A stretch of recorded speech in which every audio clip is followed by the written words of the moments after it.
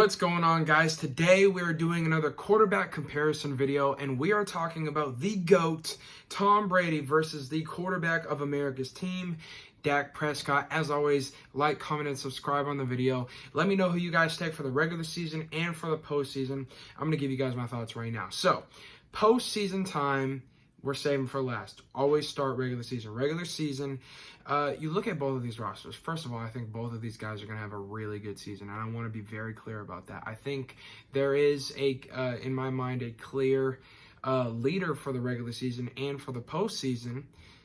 They're going to be different, and it is extremely close, but I think it's clear that there is a leader.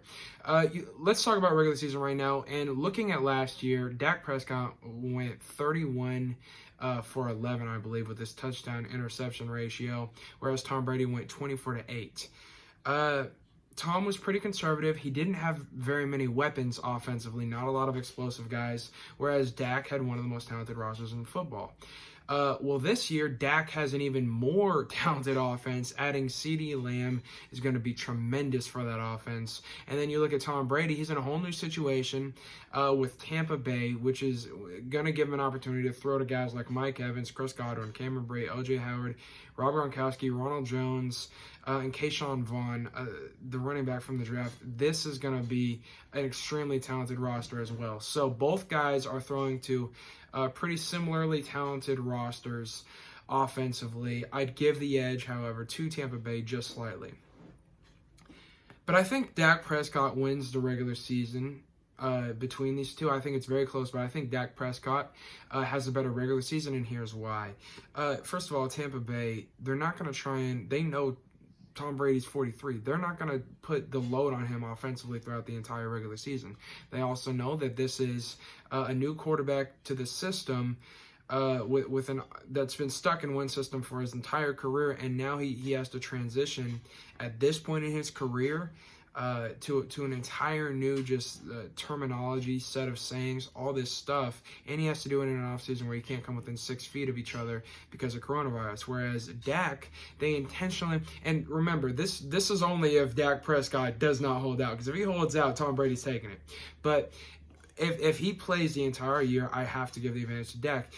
While Mike McCarthy is coming in and bringing somewhat of a new system, they kept the same offensive coordinator because, well, I think it was because they were worried about Dak Prescott holding out. It also could have been maybe thinking about if, the virus sprouted up. I'm pretty sure it was before the virus was really a thing. But it also helps out in that fashion, having the same offensive coordinator. So Prescott is going to have an ability to know the terminology already.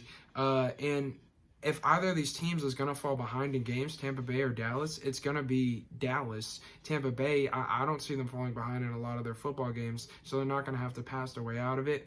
As well, Tampa Bay drafted a running back, Keyshawn Vaughn, to play alongside Ronald Jones. They're both going to have really good seasons, in my opinion.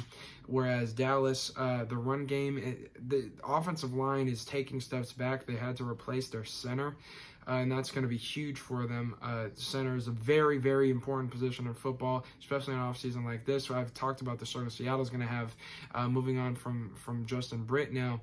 Well, Dallas is going to have similar issues. There's so much that you have to control at the center position. You call out the defensive coverage or the defensive front. You call out the package. You call out the mic, you call out the protection, you call out positions, you call out the blitz, all sorts of things you have to talk about while still listening to the quarterback for any adjustments that he's going to make. And now you have to put that guy in, the captain of the offensive line, in an offseason where you can't come close to each other. So that's going to be a big piece for them. Whereas Dallas offensive line got worse, Tampa Bay's offensive line got better this offseason. So because of that, I have to give the rushing advantage to Tampa Bay. I think they rush more with Tom Brady than Dallas will necessarily do with Dak, especially because Dak is in another contract year. They're trying to get that contract figured out. Dak's going to be motivated to go out there and to show them why he deserves to get paid so much. I think Dak has a really good regular season. I think Tom Brady has a really good regular season, but it's not quite as good as Dak's, at least statistically. As well, looking at last season, Dak Prescott had 65 completion percentage, whereas Tom Brady had 60, one of the worst of his career, if not the worst. And the thing with that is that Dak Prescott attempted fewer passes and completed more than Tom Brady last year. So while the talent is going to be different, so I don't expect those numbers to be exactly the same, I do expect them to not waver too far to where Dak's going to trail in that category necessarily this season. Postseason time is a completely different ballgame. Tom Brady is Mr. Postseason.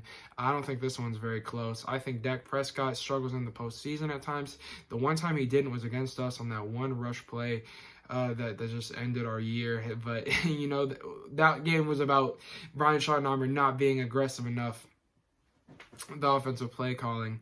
But Tampa Bay, I think they have a lot of playoff success. I think the belief factor is there in terms of their quarterback.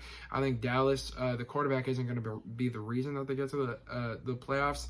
It's going to be the surrounding roster and the team more than it is going to be Dak, and I don't think they get in with as high a seed as Tampa Bay. They're not going to have as many home games in the playoffs.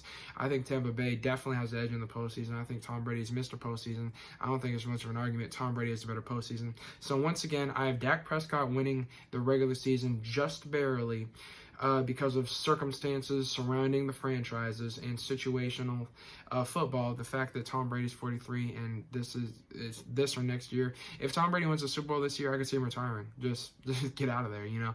Like, you're on top. Just go out retired. 7 rings. You won without Belichick, and Belichick might not even make the playoffs this year. I don't predict that they will. So you're just winning. So Tom Brady postseason, Dak Prescott regular season. That's who I got. That was my quarterback comparison for Dak Prescott and Tom Brady.